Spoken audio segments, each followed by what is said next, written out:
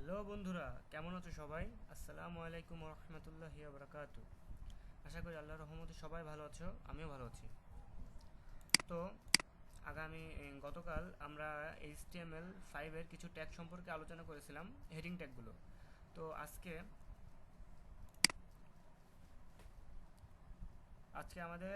আমরা মূলত কয়েকটা ইম্পর্টেন্ট ট্যাগ এবং HTML5 এর যে স্ট্রাকচারটা রয়েছে সেই স্ট্রাকচার সম্পর্কে আলোচনা করব। তো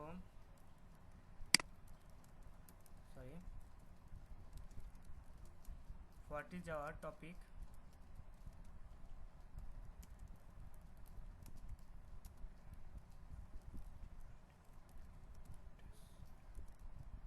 আজকে আমাদের টপিক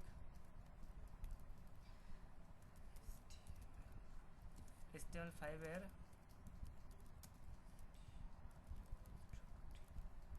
স্ট্রাকচার। ওকে, আর সেকেন্ডলি কিছু ইম্পর্টেন্ট ট্যাগ।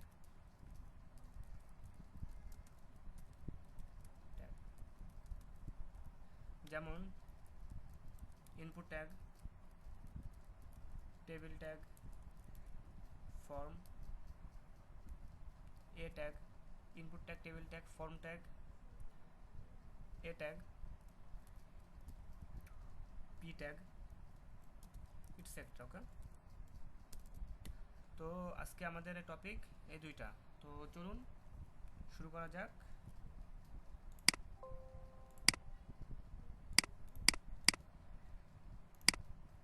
তো এখানে প্রথমে আমি একটা ফাইল বানিয়ে রেখেছি, আপনারা অবশ্যই জানেন কিভাবে ফাইলগুলো বানাতে হবে। তো তার আগে আমি একটা বিষয় ক্লিয়ার করতে চাই, অনেকের ফাইলের শেষে নামের এক্সটেনশন যেমন .html .css এগুলা ইনাবেল থাকে না। তো এগুলো ইনাবেল করার জন্য অবশ্যই আপনাদেরকে মাই কম্পিউটার যাইতে হবে এবং এখান থেকে জাস্ট সরাসরি ভিউ এবং এখান থেকে জাস্ট ফাইল নেম এক্সটেনশন এটাকে আমাদের জাস্ট চেক করে দিতে হবে, জাস্ট এতটুকুই, আর কিছু না। তো আসুন আমরা কাজে ফিরে যাই। তো এটাকে আমরা নোট সাবলাইন টেক্সট ওপেন করে নিই। তো এর আগে আমরা ইমেজ ইউজ কীভাবে করতে হয় সেগুলো অলরেডি আমরা দেখেছি। তো HTML5 দেন ট্যাব, ও সরি এখানে বাংলা লেখা চলে আসলো।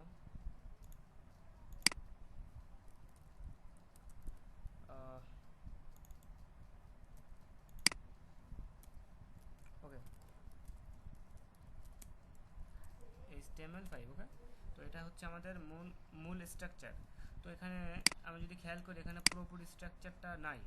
তো পারফেক্ট যে স্ট্রাকচারটা রয়েছে সেই স্ট্রাকচারটা আমরা কীভাবে পাবো?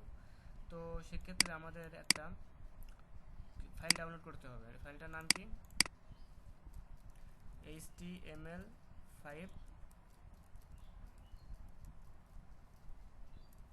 বয়লার প্লেট লিখে আপনারা একটা সার্চ দেবেন। এটা HTML5 বয়লার প্লেট, যে প্রথম যেটা আছে সেটাতে আপনারা ঢুকবেন।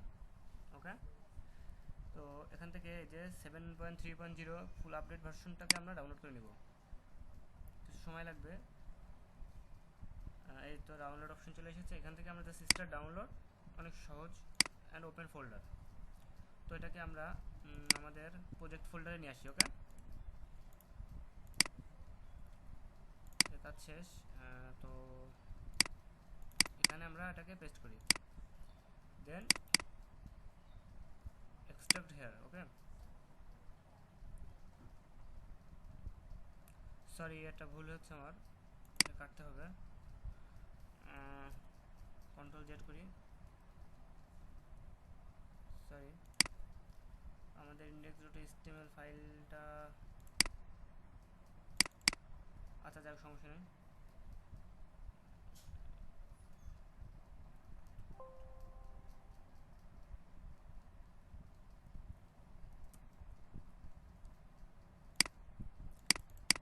তো ফাইলগুলো ভুল করে এক্সট্রাক্ট করা হয়ে গেছে, এখানে আবার পেস্ট করি এটা। ওকে, আমাদের index.html ফাইলটা হারাই গেছে। ওকে, তো সমস্যা নেই। জাস্ট এটা যখন কোনো প্রজেক্ট শুরু করবেন আপনারা প্রথমে এই ফাইলটাকে অবশ্যই ডাউনলোড করে নেবেন, দেন এক্সট্রাক্ট করে নেবেন। পরে এখানে আপনাদের অবশ্য কোনো কিছুই লাগবে না, লাগার মতো জাস্ট শুধুমাত্র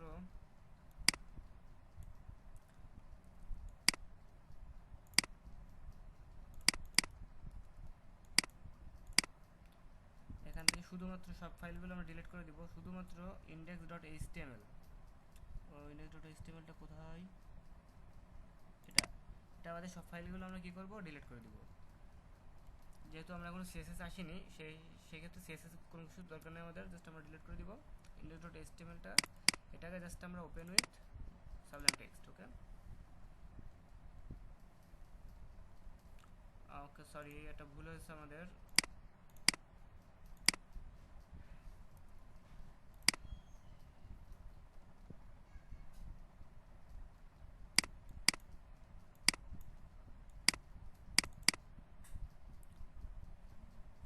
এখানে যে index.htmlটা আছে আসলে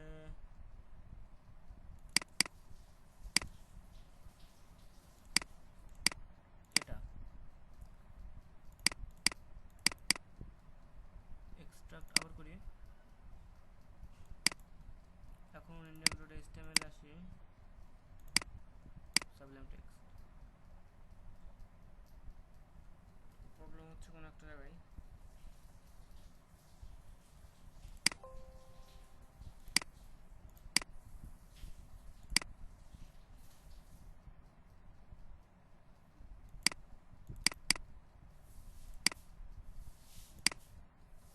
এই যে আসলে আমি এই ফাইলটা খুঁজতেছিলাম, কিন্তু বারবার আমাদের একটা প্রবলেম হচ্ছিল নোটপ্যাড ডাবল প্লাসে।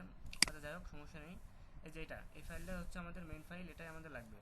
তো এ টু জেড যা যা লাগার দরকার সব কিছু এখানে আছে। এখানে যা যা আমাদের দরকার নাই সেগুলো অবশ্যই আমরা ডিলিট করে দিব। এভাবে আমাদের স্ট্রাকচারটা নিয়ে আসতে হবে এবং এখান থেকে আমরা কোড করা শুরু করতে পারি। তো এখান থেকে যেগুলো আমাদের লাগবে না সেগুলো অবশ্যই আমরা ডিলিট করে দিব। যেমন আপাতত আমাদের কোনো লিঙ্কই লাগবে না, লিঙ্কগুলো সব ডিলিট করে দিই। অবশ্যই কমেন্টগুলো আপনারা ডিলিট করবেন না, কমেন্টগুলো অবশ্যই লাগবে। আর আপনারা কমেন্ট ব্যবহার করবে, সেক্ষেত্রে আমি পরে আসতেছি। আগে স্ক্রিপ্ট এগুলো সব কিছু বাদ দিয়ে, এগুলো কিছুই লাগবে না আমাদের। স্ক্রিপ্ট এগুলো আমাদের লাগবে না। ওকে জাস্ট এই হলো আমাদের মেইন স্ট্রাকচার। আর নিচের ওইগুলো অবশ্য পরবর্তীতে লাগবে, এখন লাগবে না আপাতত। ওইগুলো যখন আমরা সিএসএস বা এসটিএমএল, সিএসএস অথবা হচ্ছে জাভা স্ক্রিপ্ট যে কোই শুরু করব তখন লাগবে আর কি। তো এই হলো আমাদের মেইন স্ট্রাকচার। অবশ্যই আমি ডেসক্রিপশনে লিঙ্ক দিয়ে দেবো, এখান থেকে আপনারা খুব সহজে ডাউনলোড করে নিতে পারবেন এবং এই স্ট্রাকচারটা অবশ্যই কোড করার সময় ব্যবহার করবেন। ওকে, তো এখানে ডক টাইপ দেওয়া আছে এইচটিএমএল, মানে ডকুমেন্টের টাইপটা হচ্ছে এইচটিএমএল। এখানে একটা ক্লাস দেওয়া আছে নোজেস, কোনো জাভাস্ক্রিপ্ট এখানে ইউজ করা হচ্ছে না, তাই হয়তো বোঝাচ্ছে এখানে ক্লাস। এখানে ক্লাসের মাধ্যমে স্টাইল করা যায়। যাই হোক, ল্যাঙ্গুয়েজ এখানে অবশ্যই আপনারা ইএন দিয়ে নেবেন। ইএন মানে ইংলিশ ল্যাঙ্গুয়েজ আমরা ইউজ করতেছি। মেটা চার্টসেট UTF-8 এখানে বাংলা সাপোর্ট করার জন্য বা যে কোনো ধরনের ল্যাঙ্গুয়েজ সাপোর্ট করার জন্য UTF-8 ব্যবহার করা হয়। এখানে টাইটেল, আমাদের ওয়েবসাইটের টাইটেলটা কী হবে, our web, suppose our website. Okay, then description, এখানে কন্টেন্ট, অবশ্যই আমাদের ওয়েবসাইটটা কী সম্পর্কে হবে সেই ক্ষেত্রে সেগুলো সে সম্পর্কে কিছু একটা লিখতে হবে আমাদের এই ডেসক্রিপশনে। Like this is our first website and we are learning web design and development. ওকে ডান। তো এটা জাস্ট শর্টকাট কিছু একটা লিখে দিতে হবে, কারণ আপনার ওয়েবসাইট যখন আপনি ক্রিয়েট করবেন তখন আপনার সম্পর্কে বা আপনার ওয়েবসাইট সম্পর্কে কিছু কন্টেন্ট এখানে দিয়ে দেবেন। Then meta name, view port, content with device with initialize scale 1। এটার মাধ্যমে আপনার অনেক সময় দেখা যায় style.css পায় না সকল সার্ভারে, বা হচ্ছে যখন হচ্ছে আপনারা গুগলে অথবা আপনারা যখন সেই টপিক আমরা পরে আসবো, যখন আপনারা গুগলে কোনো ওয়েবসাইট হোস্ট করতে যাবেন সেক্ষেত্রে অনেক ক্ষেত্রে দেখবেন যে style.cssটা পাচ্ছে না, ওয়েবসাইট ভেঙে যাচ্ছে। তো যাতে style.cssটা ভালোভাবে পাই সেই ক্ষেত্রে আমাদের এই লাইনটা লিখতে হবে, ভিউপোর্ট মেটা এগুলা। দেন মেটা থিম, নেম, থিম, কালার, দেন কন্টেন্ট। এটা হচ্ছে দেখো কোনো একটা কোড, আপনারা জাস্ট কোনো কিছু না ভেবে এগুলো আপনারা সরাসরি ইউজ করবেন। Okay that's it. আর কমেন্টটা চাইলে ডিলিট করে দিতে পারেন, কিন্তু কমেন্টটা রাখা ভালো। তো এখান থেকে আমরা শুরু করবো আজকের টপিক। তো আজকে আমরা কী কী নিয়ে আলোচনা করার কথা ছিল, ইনপুট। আসুন ইনপুট নিয়ে আলোচনা করি। ইনপুট কি আসলে ইনপুটের মাধ্যমে কোনো একটা ইনপুটের ভ্যালু শো করানোর জন্য অথবা ইনপুটের ভ্যালু ইউজারের মাধ্যমে রিসিভ করার জন্য মূলত ইনপুট টাইপটা ব্যবহার করা হয়ে থাকে। এখানে ইনপুট টাইপের এখানে টেক্সট হতে পারে, এখানে হতে পারে নাম্বার, আবার এখানে হতে পারে পাসওয়ার্ড, অথবা এখানে হতে পারে ইমেইল। তো প্রথমে ক্ষেত্রে আমরা দেখি ইনপুট টাইপ টেক্সট দিয়ে কি হয় আসলে মেইনলি। ওয়েট, এটা তো আমরা দেখতে পাচ্ছি যে এখানে সুন্দরভাবে একটা ঘর চলে এসেছে। এখন এখানে আমরা সব কিছু লিখতে পারতেছি, এটাই হলো ইনপুট। এর মাধ্যমে আমরা ইউজারের কাছ থেকে বিভিন্ন ধরনের ভ্যালু আমরা নিতে পারবো। ওকে, দ্যাটস ইট। ইনপুট সবসময় মনে রাখতে হবে, ইনপুটের আগে এখানে জাস্ট একটা ঘর দেখতে পাচ্ছি, কিন্তু এই ঘরের ভিতরে কি লিখবো সেটা কিন্তু আমরা জানি না। সেই ক্ষেত্রে প্রথমে আমরা এখানে একটা লেভেল ট্যাগ নিয়ে নেব। এবার এখানে লিখবো ইন্টারিয়র নেম, আপনার নামটা লিখুন। এখানে দেখতেছি লেভেল দেওয়ার সঙ্গে সঙ্গে এখানে একটা কি এসেছে, ফর এসেছে। এটা কেন এসেছে সেটা আমি বলি। সাপোজ এখানে আমি দিলাম 1, এখানে যদি ফর দেই আমরা লেভেলে, সেক্ষেত্রে ইনপুটের এখানে দিতে হবে ওয়েট,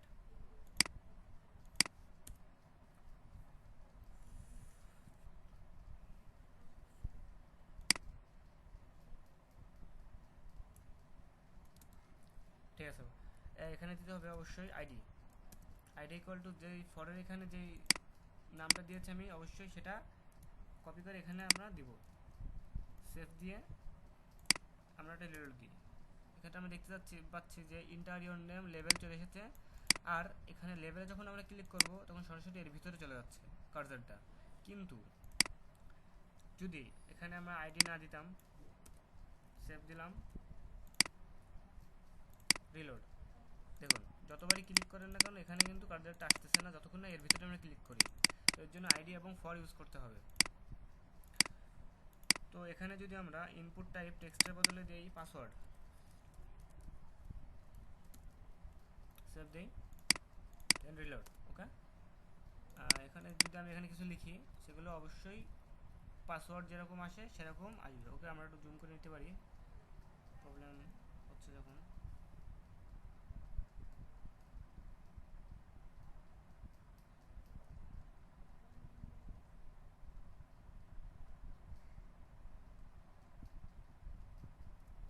তো এখানে আমরা দেখতে পাচ্ছি যে ইনপুটটা পাসওয়ার্ডের মতো আসতেছে। এখন যদি আমরা এখানে ইমেল দিই, তো এখানে ইমেল ছাড়া অন্য কোনো ভ্যালু গ্রহণ করবে না। এই হলো ইনপুট ট্যাগের কাজ। তো গেল ইনপুট ট্যাগ। তো তারপরে আমাদের কি ছিল, টেবিল ট্যাগ। ওকে, তো টেবিল ট্যাগটা আসলে কি অবশ্যই বোঝা যাচ্ছে নামের মাধ্যমে। টেবিল ট্যাগের মাধ্যমে আমরা কোনো একটা টেবিল সুন্দরভাবে ক্রিয়েট করতে পারি। তো টেবিলের ভিতরের ক্ষেত্রে আমরা সবসময় লক্ষ্য রাখবো টেবিলের কিন্তু একটা হেড থাকে আর কিছু সংখ্যক রো এবং সারি থাকে। তো এখানে আমরা টিআর মানে টেবিল রো, টিআর এর ভিতরে আমরা ইউজ করব টিএইচ মানে টেবিল হেডিং। ওকে, সাপোজ এখানে আমরা দিলাম নেম, দেন আবার একটা হেডিং নিলাম, আরেকটা হেডিং নিলাম, একটা হেডিং নিলাম, name, then class, roll and registration number, এগুলো টেবিলের হেডিং। ওকে, তো এই রোটার কাজ শেষ হলো। এখন আমরা আরেকটা রো নেব। তো এখানে ফার্স্টে আমরা দিব টিআর এর ভিতরে লিখতে হবে টিডি মানে টেবিল ডাটা। ওকে, টিআর প্রথম রো এর ভিতরে সবসময় আপনারা দিবেন, লক্ষ্য করবেন যে টিএইচ যেতে থাকে। টিএইচ মানে হচ্ছে টেবিলের ডাটা, এই টেবিলের হেডিং। ওকে, আর পরবর্তীতে সবগুলোর টিআর এর ভিতরে সবসময় টিডি দিয়ে ভ্যালুটা আপনারা ইনসার্ট করবেন। যেমন নেম আকাশ। ওকে, দেন আবার একটা টিডি নেব আমরা, কারণ পরবর্তীতে ক্লাস রয়েছে। Suppose class 10। ওকে, এ পর্যন্ত হলো। এবার তারপর আবার একটা টি নেব, টি নিয়ে ভ্যালু আমরা ইনসার্ট করব রোল। সাপোজ রোল দিলাম 33, দেন আবার টিডি, দেন রেজিস্ট্রেশন নাম্বার সাপোজ এটা। এবার আমরা সেভ দেব, সেভ দিয়ে এখানে এসে আমরা রিলোড দেব।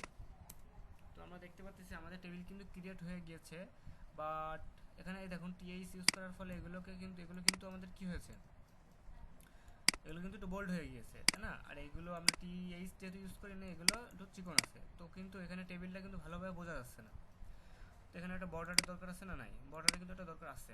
সেই ক্ষেত্রে আমরা এখানে টেবিল ঠিক এইখানে লিখবো বর্ডার 1 অথবা 2, যেটা আপনার ইচ্ছা। 1 দেওয়া দরকার, এটা দেখতে সুন্দর হয়। 1 দিলাম, দেখুন আমরা দেখতে পাচ্ছি আমাদের টেবিল কিন্তু ক্রিয়েট হয়ে গিয়েছে।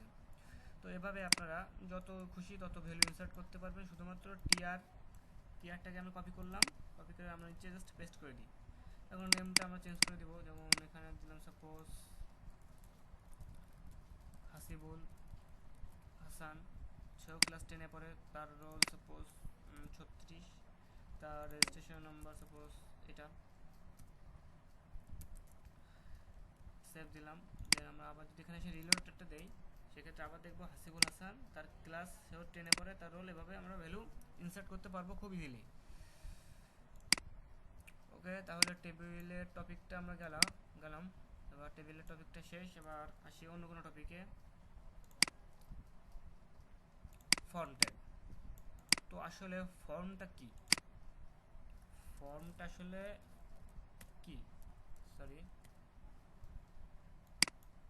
আসলে যখন কোনো আমরা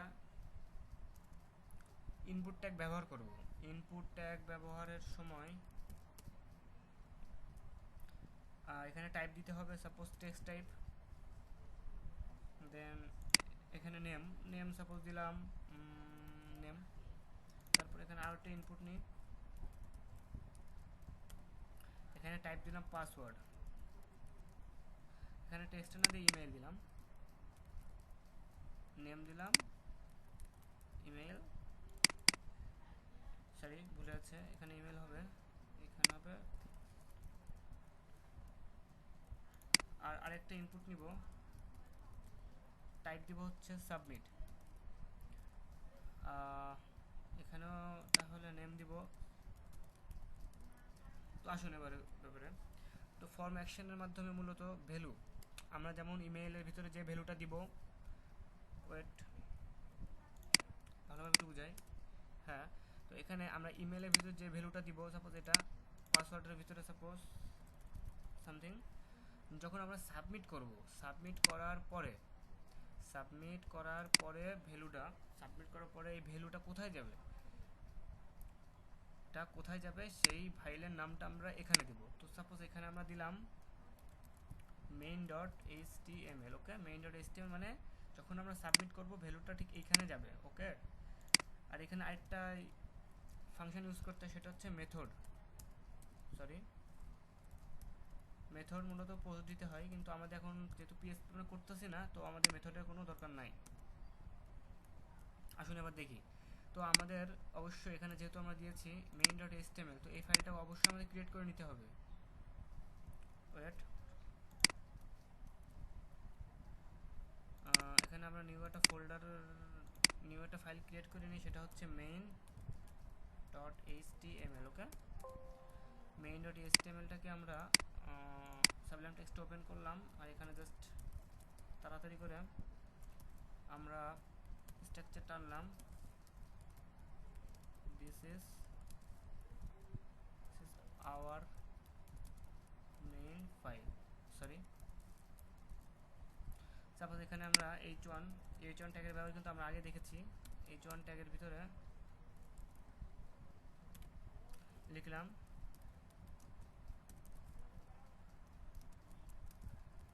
this is our main file, okay. Save দিলাম। এখন আপনারা খেয়াল করবেন যে যখনই আমরা কোনো কিছু এখানে বসাবো, সাপোজ এটা পাসওয়ার্ড সামথিং দিয়ে সাবমিট যখনই আমরা করব, তখন টাইটেলের দিকে লক্ষ্য রাখবেন। এখানে ওয়েট, এখানে সমস্যা হচ্ছে,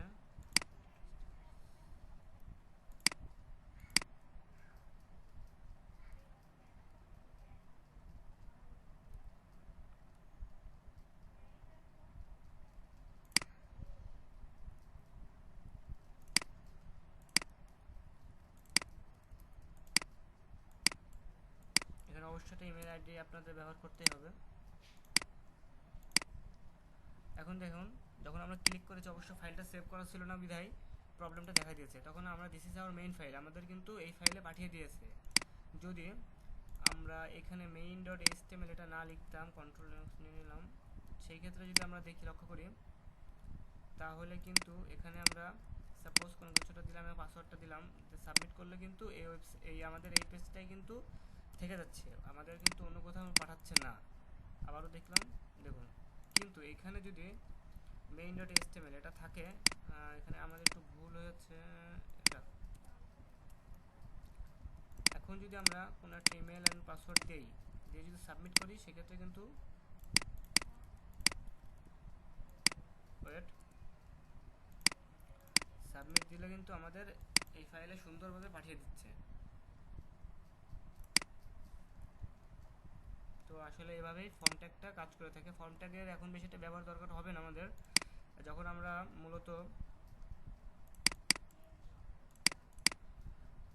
মূলত পিএইচপি নিয়ে কাজ করব, যখন হচ্ছে আমাদের ভ্যালু আদান প্রদানের দরকার হবে, তখন অবশ্যই আমরা এই ট্যাগটা নিয়ে কাজ করব। ঠিক আছে, এই যে পারফেক্টলি কাজ করতেছে।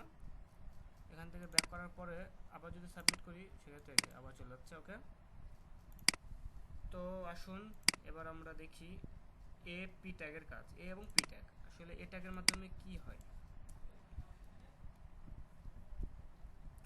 এ লিখে একটা আমরা ট্যাব প্রেস করি, সেক্ষেত্রে আমরা দেখব এ হিরিফ সামথিং কিছু একটা লেখা হচ্ছে, দেন এটা। তো আমরা এটা আসলে লিঙ্কের জন্য কাজ করে।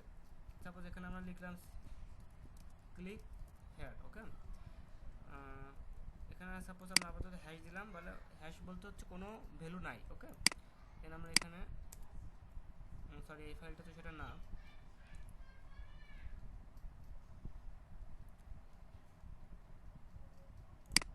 ফাইলটা হচ্ছে এটা ক্লিক হেয়ার। এখানে যতই আমরা ক্লিক করি, দেখুন এখানে টাইটেলের পরে হ্যাশ চলে আসতেছে, কোনো কাজ হচ্ছে না। ওকে, টাইটেলের পরে দেখুন আবার ক্লিক করব, এখানে বারবার হ্যাশ চলে আসতেছে। ওকে, তো কি করা যায়, ক্লিক করলে এখানে হ্যাশ চলে আসতেছে। সেক্ষেত্রে এখানে ঠিক ফর্ম ট্যাগ যেমনভাবে কাজ করে, এটা ঠিক কিছুটা ওই রকম। এখানে যদি আমরা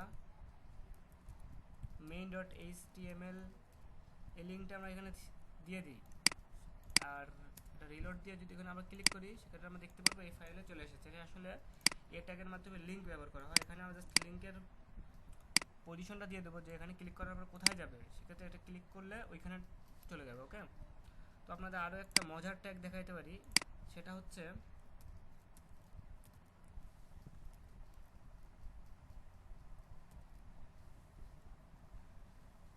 মার্কিউ ট্যাগ। মার্কিউয়ের ভিতরে পুরোটুকু আমরা এ ট্যাগটাকে দিয়ে সেভ দেই। সেক্ষেত্রে যদি আমরা রিলোড দেই,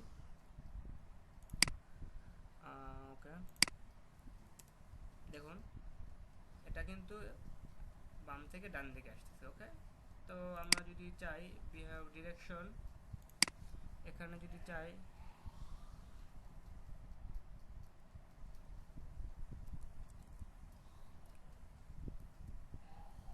যদি লিখি LTR সেভ দেই, সেই ক্ষেত্রে দেখি কি হয়। ওটা এটা না, লেফট, জাস্ট লেফট। ওকে, জাস্ট এখানে আসে একটা রিলোড দিলাম। ওকে, সমস্যা নেই।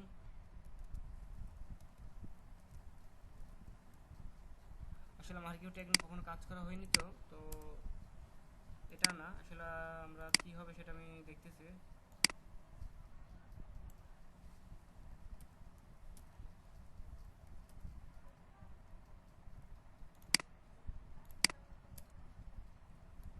ওকে, সমস্যা নেই।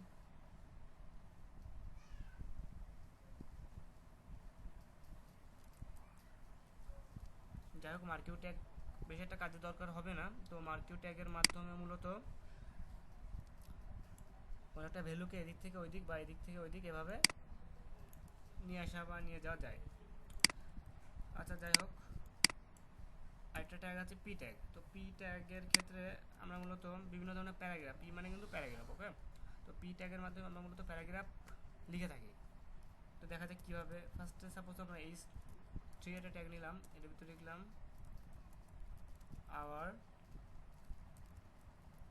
Our teacher. Okay, our teacher নামে একটা প্যারাগ্রাফ। এখানে প্যারাগ্রাফটা লেখার জন্য পি ট্যাগ দিলাম। আর চলুন কিছু ডামি কন্টেন্ট আনা যাক। লোডেম ইপসাম ডোলোর সিট আমিট, এখান থেকে আমরা কিছু ডামি কন্টেন্ট নিয়ে আসি। আনলাম পি ট্যাগ, এখানে সাপোজ এগুলো দিলাম। তারপর এখানে আরেকটা পি ট্যাগ নেই, আবার এখানে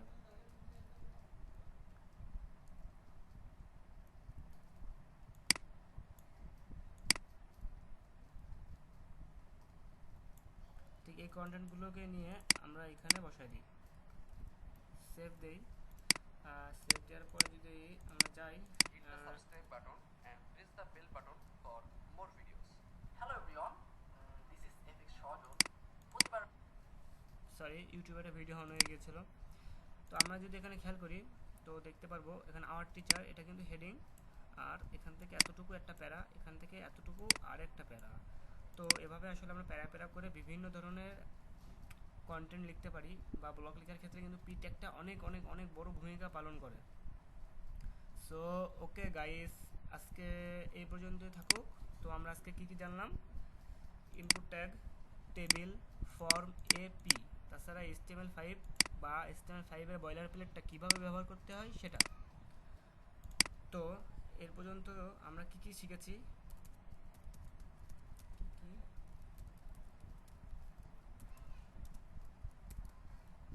এক, হেডিং ট্যাগগুলো, 2,